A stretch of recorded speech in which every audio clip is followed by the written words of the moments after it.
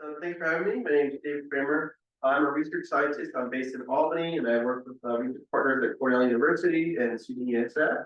And so today I'm going to ramble off about a half hour about moose. So just a couple quick moose facts. Moose are the largest member of the deer family. So could I have everyone stand up, please? I'm serious. Could I please stand up? And then could you reach for the sky and wiggle your hand? You are now petting the back of a moose. It's hard to say how large they are. It's because they're not terribly common. A lot of people can see them, so just to give you an idea, they are massive. So 5.5, 6 foot on each shoulder. Our bulls can weigh up to 1,200 pounds. But it's also important to keep in mind that we have small moose. So I work with moose biologists all over the world, and compared to Alaskan moose, we have little moose. So at 1,200 pounds, we have the smallest of the moose. Yes. So there are 4 subspecies in North America. The Alaska is the biggest. We have the North American is the eastern here. So ours is Alcis americanus. So Alaska has Alcis. But yes, there are multiple. And so moose are all around athletes. They're great at swimming, great at running. They can jump very high, and they're built for hard winters. So they have really long legs, and they have hollow hair coats, kind of like those polar bears you hear. We have a hollow hair. Your trap insulation, so it keeps you warm. And so moose are really built for the winters, and they're really built for survival. Moose are browsers. They eat leafy greens, so you have browsers and grazers. The cow is a grazer and eats grass off the ground. Browsers eat leafy maple, forbs, shoots like that. And moose can eat up to 40 to 60 pounds of leaves a day. And so during the summer, their diets do shift a little bit, so they have a little bit more aquatic vegetation, about 25% of their diet. And then in the winters, they transition away from leafy greens to balsam fir. So they're mostly subsisting on conifers in the winter. Their browse range is 2 to 8 feet. A question came about ornamental consumption. So compared to white-tailed deer, which graze the ground to hip height, moose graze hip height to way up where you're reaching out high. And so they don't have a lot of interspecies competition for resources. And then people want to know what they like the best, and it's maples. Moose love maples. They are high nutrition, they're high protein, and they taste good. Things like beeches and cherries are tannic, they don't taste as good. And so young stands of maples are primo moose habitat. So I have a video here, just to take over the concept and we talk. We have a full moose. This moose is located east of Sacandaga Lake. And you can see how they have this kind of protruding snout, kind of more like a tapir. And so this allows them to both kind of tactilely grab. And the other trick that we have is they can close their nostrils. So that's why they're great swimmers, is they swim and they can close their nostrils completely, so they don't have to worry about sucking in water if they cruise across Lake George. Is that in Benson? You mean east of Sacandaga Lake? Like this lake in WMA. Okay, thank you.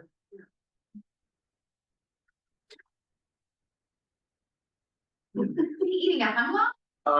Yeah, he is eating hemlock. And so just talking about life cycle, moose, like white-tailed deer, go through the rut. They have a breeding cycle that occurs in the fall, from October and November. That's when bulls are most active. And then they have calves. They're typically born mid-May to late June. Twins are uncommon. Triplets are very, very rare. I believe there were triplets seen in Maine last year. But normally they're going to have one. And that calf will stay through with her cow over winter, the first winter, and then leave the following spring. And then cows can first breed at 2.5 years old. And this is my favorite moose fact. When a calf is born, they're about 30 pounds, and in 6 months, they're 450 pounds. And then we have just that calf, and then this is a calf that is 6 months old. So she's already as tall as I am. It took 6 months to get that big. And then the rut, folks know, males tend to seek out other males to scrap for territory and kind of breeding hierarchy. So we have a pair of bulls that we're scrapping. This is up by Lion Mountain.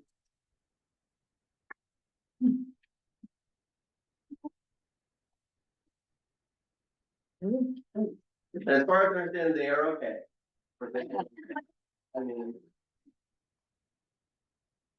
and so just a quick history of moose.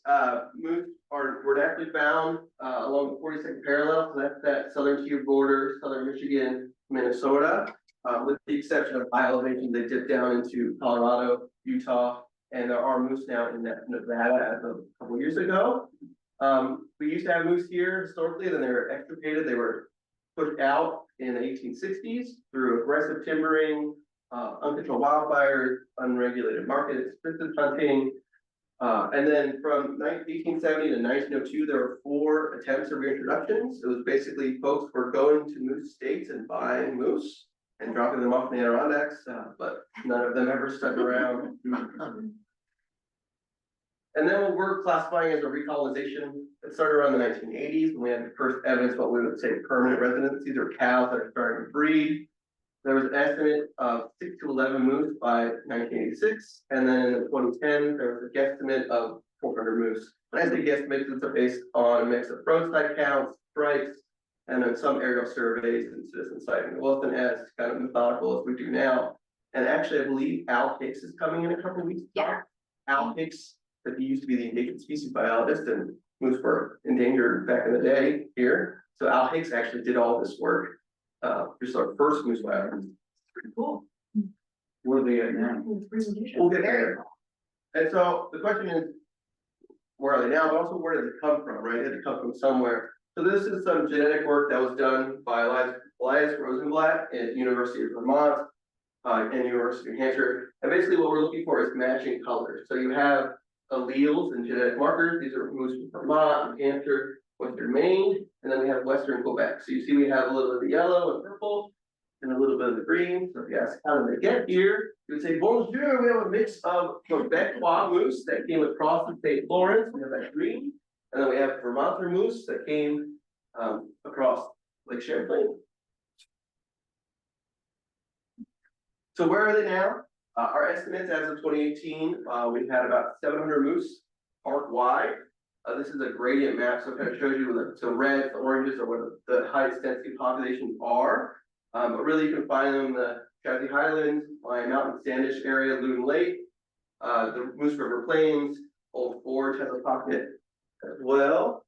And then there's 4 more sightings east of Sacandaga, Lake Desolation, but they can be found along the Taconic Range. So that Connecticut-Massachusetts border, that's the Taconic Mountain Range, and we have moose that make it all the way down to Dutchess County. There was moose in Fishkill 2 years ago.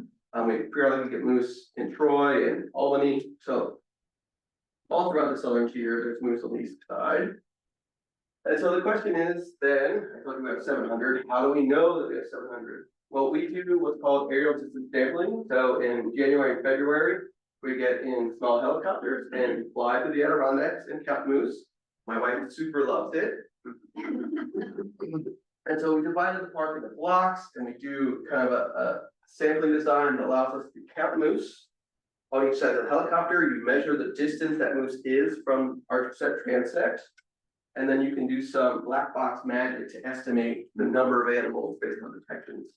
And so we had a park-wide estimate of 656, and then it's now moved up to 700. And we also have what we call the focal area as tighter estimates. So we did surveys in 2024 and 2025, and may fly next year. We're trying to figure that out.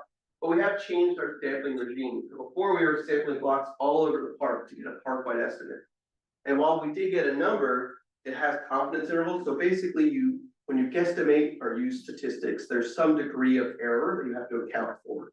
And so we estimated there was about 700 moose, give or take 150. That's a pretty big give or take right on each side. So it makes it harder for us to make management decisions. So we changed the way in which we sample, where we're just sampling these core pockets of moose. And what it allows us to do is tighten our confidence intervals. So we'll be able to say, okay, there's 250 moose in the core area, give or take 25. And that allows us to more aptly make management decisions, right? We can better detect population change. The problem with that is in the future, when someone says how many moose are there statewide, I will no longer know. So it's the give and take of, I can tell you how many moose we believe there to be, but that doesn't help me make management decisions. So just a couple statistics. These are summaries from all of our flight years. But really, some of our main metrics we use are calf-cow ratio. So basically, how many calves did you see per cow? How many babies per female? And also, how many bulls per cow? And to put it into context, I have numbers from Maine, New Hampshire, Quebec, And so we have calf cow ratios that are much higher than our neighbors, but we have bull cow ratios that are lower. So this is suggesting that yes, our cows are breeding, they're successful, we're having decent recruitment, but the low bull cow likely means that bulls are still moving around at a greater rate, but they're dispersing outside of the areas in which we're sampling. So this suggests there's still room for colonization. So we also want to estimate survival, how moose are doing across time. And so we captured some adult cows in 2015 and 2018. We have a cow here. And then we caught calves from 22 to 24. And so we're catching individuals that are either 6 months or a year and a half old. We do these flights in January. And then we collar them with GPS collars and just track them. We can see where they're going, when they're going, but also if they survive or not. And what we did find is that our calves have relatively high survival, so 0.89, like so 90% of our calves survive their first winter, spring. But then in the November rut or July, December rut period, summer rut, it dips down, and then that following yearling year, it dips down even further. But our adults have above 90%. So what it's suggesting is that our calves are doing okay right off the bat. There's a dip, pretty hard dip when they're yearlings. And then once you make it into what we call adulthood, if they're a breeding individual, your survival is pretty high. Do you capture them through tranquilizer or? So we use a helicopter, and we either net gun from the side or we'll dart gun depending on conditions. So for dart gunning, we'll hit them with a dart, and within 2 or 3 minutes, they're usually down. It's the kind of drugs that it would kill us. Or we net gun, and so basically you're flying them into timber cuts, and then you deploy the net gun. The net shoots over them, and then they just crumple up, and you get down and do your work as quick as you can. Can you do that? Yeah. Isn't there something? Yeah, so we put on our social media, we post videos of flights and things where we use flights, and I don't know if they're named. Last summer, right? Yeah, so you do what's called hobbling. So you'll go, they're in the net, and you tie their front and back of each side together, so that way they can't get up, and then you put a hood over their head, and it kind of calms them down. And you just try to get them out of the net and process as fast as humanly possible, and then you just take everything off and run away. My wife loves it. We do. So we take blood samples. So basically it's a team approach. So we land a helicopter, a number of individuals that are called muggers. We get out, and then everyone has a job. Someone's doing tying up, someone's doing blood work, someone's putting on the collar, and it's as fast as we can to get as much information as possible with as little impact. And what is the predominant illness in most of the new? I will get there. Spoiling for you. So based on that population estimate of 700 back in 2019, and our survival estimates, currently our population trajectory is tracking that the population is slowly increasing. What's their lifespan? 10 to 12 years. Oh, that's not very good. So one of the questions I get is why are there so few moose in the Adirondacks? The Adirondacks is a big place, but these are scale representations. Why does Maine have so many more than we do? Why does Vermont? Vermont, their estimate of 2,000 is about right. Massachusetts estimate of 1,000 is, I think, grossly wrong, but I don't work there, so that's not my problem. But one of the reasons we have a lower number than some of our neighboring states for the same size area is both limiting factors of habitat and disease. And so you would think it's the Adirondacks, all forest, it's the Adirondack Preserve, which everyone knows because we're here in the middle of it. It's the largest park in the United States. We have this inner network of public lands and private conservation easements that allows for some commercial harvest with restraint, but all the public land is mature forest for the most part. And we have a ton of wetland and the Furbear wildclaw. Everyone familiar with the Furbear wildclaw? So the Furbear wildclaw prevents basically any land that's purchased by the state, DEC, land forests, can no longer be harvested for timber. So no timber cutting, no sale or lease or distribution of that land. So once it comes to us, we do not touch it and we cannot sell it. Is that state or federal? That is state. That's in the New York State Constitution. The only way for us to change that is a constitutional convention. You know how they occur every 10 years. We vote on it. Everyone resoundingly votes no. So that's the only way you can make a change unless a bill is presented that changes the amendment itself. So I do have some bad news. forever wild forests, while great for recreation, and some animals, is not actually forever wild moose. So when you look at this, you see a nice pristine wood path with a walk, and you go for a nice hike. This is terrible moose habitat. There's no food. All the fern blocks out regeneration, and there's nothing good in browsing range other than a couple trees. When you think that a moose has to eat 40 to 60 pounds of leafy greens a day. And so really, the fern rock clause, while good in intent, does ignore the traditional life cycle of forests that requires some degree of regeneration, whether it's burn, ice throwdown, or removal of cotton, disease, beech bark. And a lot of animals in the Adirondacks actually rely on that early successional, not just moose. Your mammals that are insectivores, so skunks, possums, roost grouse really need early successional habitat. It's great for pollinators. And so really, this is the habitat you want for moose. It's craggy, it's snaggy, it's timber cuts. It doesn't look great. But if you're hungry, it is great. So it's more dense. More dense with early. Remote. Yes, so it's low-lying vegetation, though, head tall, early successional habitat is peak moose habitat. And so unfortunately, when the state buys a parcel to join public land and we say, well, it's off the block for timber, now that forest is gonna age up into mature stands and become suboptimal moose habitat. And so that's what's limiting our population, is just the availability of forest on the landscape. And so we verified this, I'm not just making it up, we have those colored visuals, we tracked where they were throughout the landscape, we took vegetation samples, and then we spent years of work evaluating resource use, resource nutrition, resource abundance. And so I'm gonna hit you with a number of graphs. If you wanted to zone, I get it.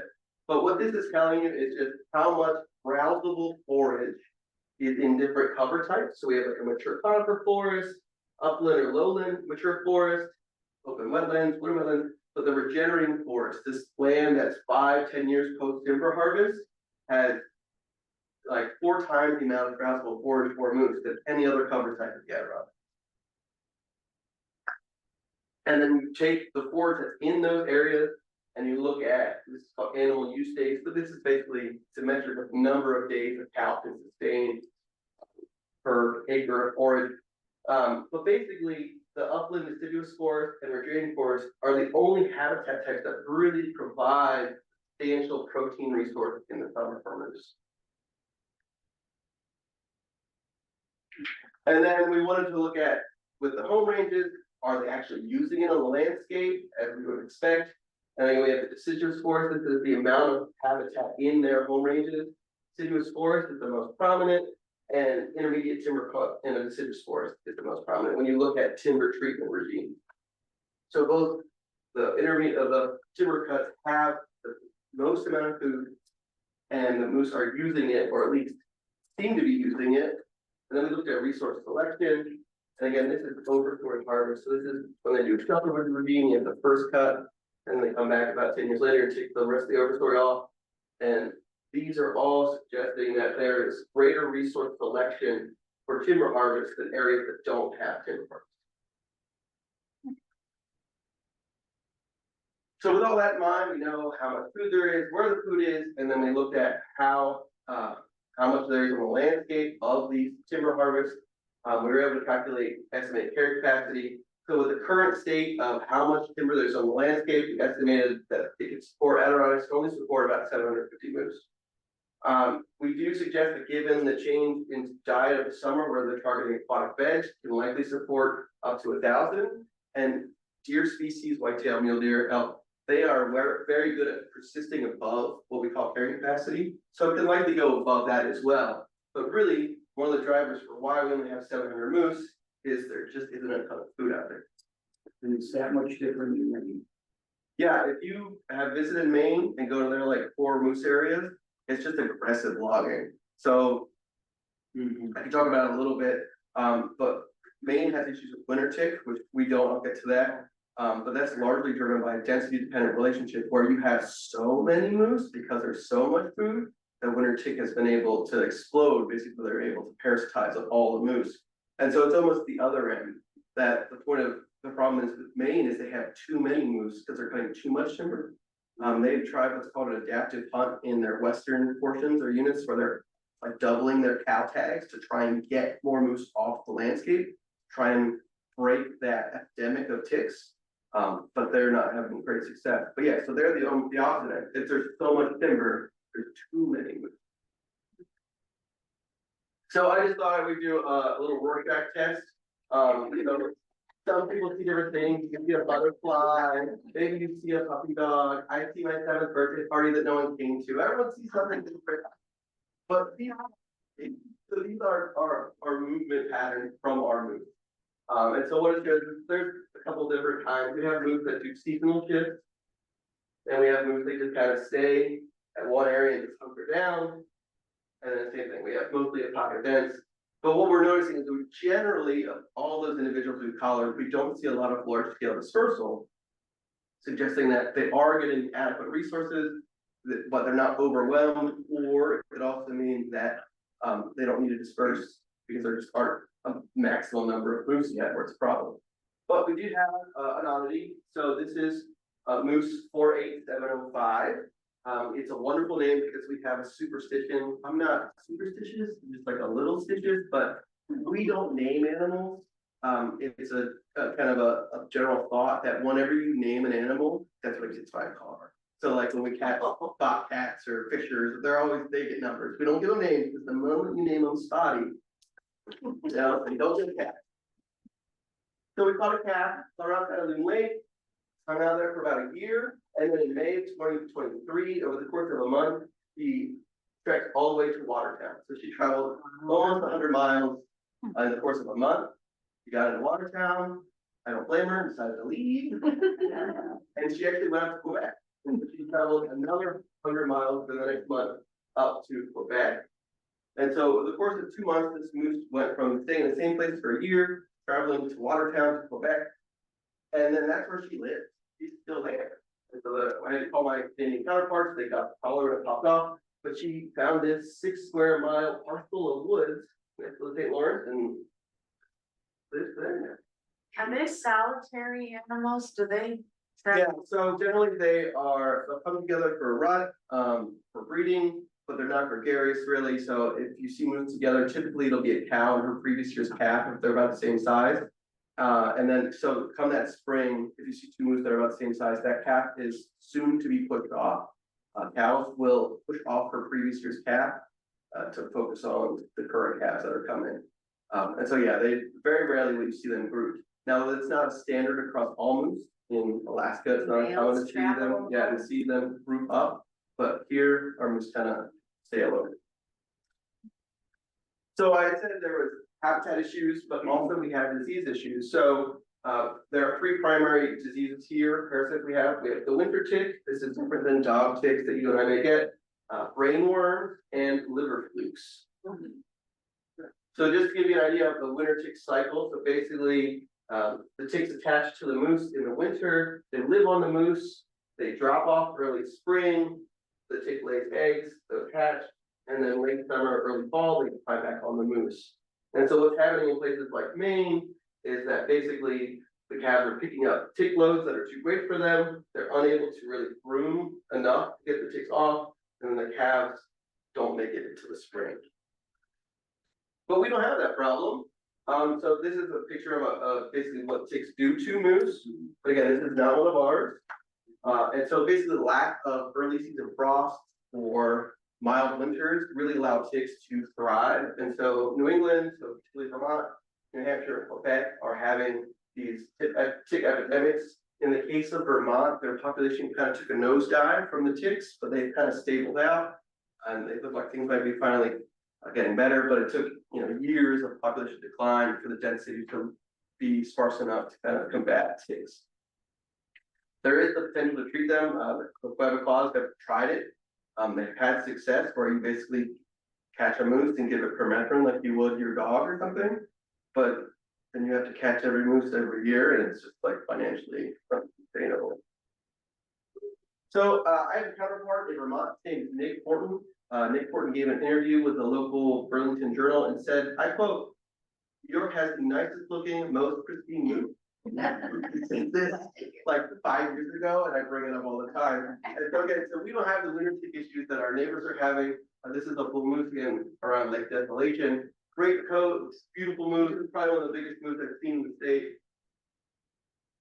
And so we have at least get bragged to the New Englanders, our moose are prettier than theirs. Okay, now they ask, but how do you know that that's a bull moose? Antlers, only male antlers. Oh. There's two ways to help Okay. moose apart. One is the antlers, so they only have antlers for half the year, and the other is on females, they have a little white spot here called the revoltal patch, and that's how you can identify a cow versus a bull when they don't have antlers. But if you're close enough to really see it, good luck.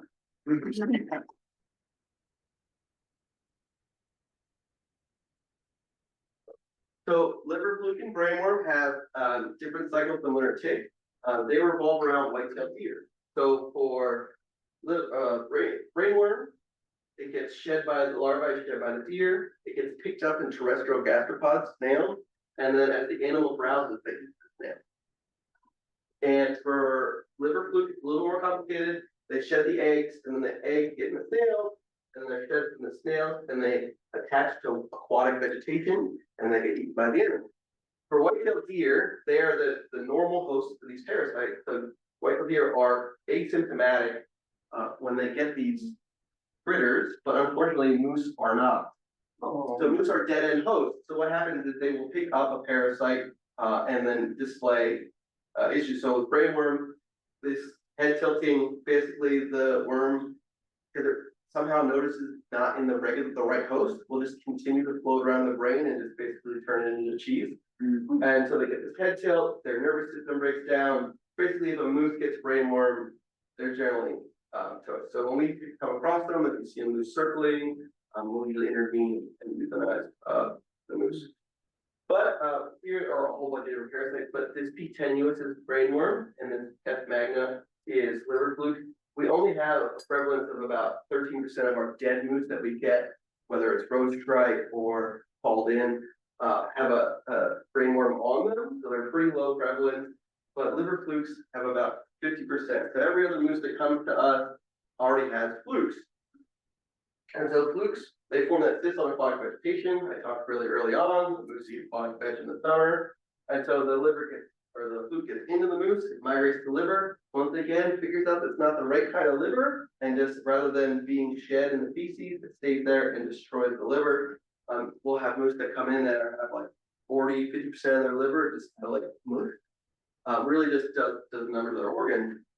But we're finding out that our calves seem to be way more vulnerable. So this is the cumulative incident of flukes in adults that have died, and the cumulative incident of calves that have died. And so basically you see that it's not terribly common for adults over time to get exposed to flukes, but the calves have a very precipitous decline, or basically exposure rate.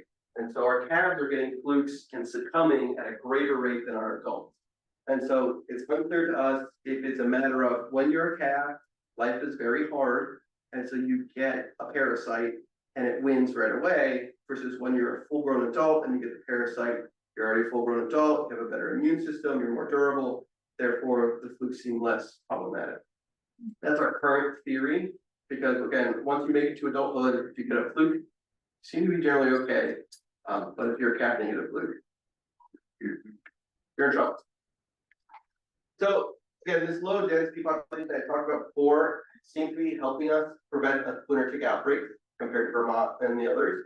Brainworm deaths have occurred, but they're uncommon. But the liver flukes are a problem. They seem to be killing calves and yearlings. While it's reducing recruitment, we do still have positive population growth. And half of all our subadults that we've got our hands on die of fluke, and the other half usually is simply hit by a car. And so, also to be clear, I'm not getting a representative sample of the population. I'm getting called because a dead moose is found or a moose has been hit. And so we don't know if those who are dead represent everybody, right? So there is some caveats to it. Have you ever rescued one from being hit and taken it to get? We don't rehab moose. Moose are incredibly dangerous. They're generally aggressive. So we don't allow anyone in the state to rehab moose. So, the question like I get from my director is what can we do about liver flukes? And the short answer is like, well, I don't really know what I can do right now, but if you ask me if I could talk to you for an hour, there's some nuance. There's some solution. So one of it is, the Adirondacks, they're 15% wetland. We get a ton of rain. That's great habitat if you're a snail. So we can't really do anything about the snails, right? We could spray the Adirondacks with an insecticide, but that would kill everything, right? That would kill worse. So that's not an option. But the deer is the host, right? The normal host is white-tailed deer. Deer have been slowly expanding into the Adirondacks. The lack of severe winter, we don't have as much winter kill as we used to have. We don't have, as an agency, harvest levels that we would like. We would like greater deal of harvest removal of white-tailed deer in the Adirondacks. But there is a rub that we as an agency do not have the ability to issue what we would call antlerless DMP in the northern zone. We don't have the statutory authority. So if we were to do any work to reduce the population aggressively, we would need statutory authority from senators to issue zone management tags for the northern zone. And the northern zone is basically the blue line it up. Why is that? It's something that significantly predates me. It's a relic of 40, 50 years ago. There was an over harvest, like an overcorrection of white-tailed deer, and basically the legislature took that authority away from the state agency. We can issue GMPs in 75% of the state, just not up here. So what are we working on now? Well, like I said, we're doing the aerial surveys, we have to calculate some estimates, and we're developing our first moose conservation plan for all of our game animals. We have plans that kind of spell out what we're doing in the next 10 years. So we're working on a conservation plan now. They'll provide guidance and also give the public a reference point. And we have the snapshot program. So we're rolling this out this summer. It's called Snapshot New York. What it will be is a program where citizen scientists can select a grid and put a trail camera out on their property or on public property and submit the photos to us at the end of the summer. And we're going to use that as a tool to develop new population indices. So it's as simple as you would sign up to host the camera, you pick the grid cell in which you live, and then deploy your trail camera. So I have flyers over there. The program will go live